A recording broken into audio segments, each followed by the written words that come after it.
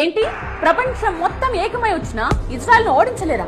కాస్త ఎక్కువ చేసి చెప్పినట్లేదు. లేదు, ఇప్పుడు చెప్పిన దాంట్లో ప్రతి అక్షరం నిజం. ఏంటి ఈ ప్రపంచం మొత్తం వాళ్ళ చేతుల్లో ఉందా అని.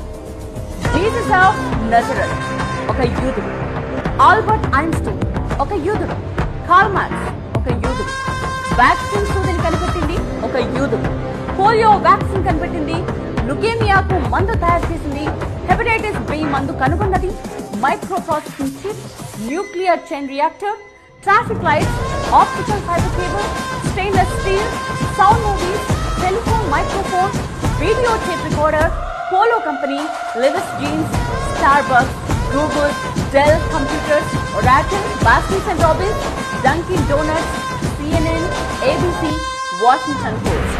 వీటన్నిటి వెనుక ఉన్నది యూదులు. లిస్టులా చెప్పుకుంటూ పోతే కనీసం 1-2 గంటలు పడుతుంది.